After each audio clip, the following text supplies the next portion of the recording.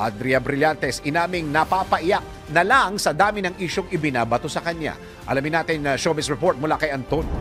Inamin ni Andrea Brillantes nang madalas siyang umiyak sa Diyos kapag may mga isyong ibinabato sa kanya. Ayon sa aktres, bagamat ngayon umano ay matapang at halos kabisado na niya kung paano harapin ang isang intriga, pero dati raw ay talagang iniiyakan niya ito. 15 years na raw siya sa showbiz kaya't sanay na siya sa mga intriga dito.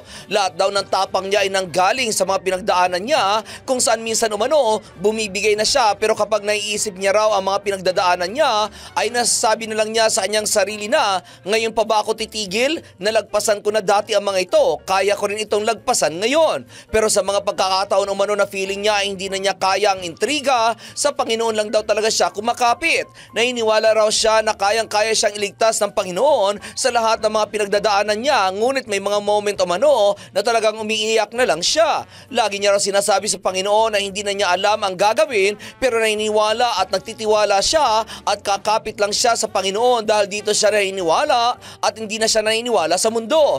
Ayon pa rin kay Andrea, kung wala ka raw strong faith sa Panginoon, importante umanong isurround mo ang iyong sarili ng mga tamang tao at mga taong lagi kang i-uplift. At iyan ang aking balitang showbiz para sa impilang metodong lakas, DWIZ. Ako si Anton, nagbabalita ng tama, naglilingkod ng tama.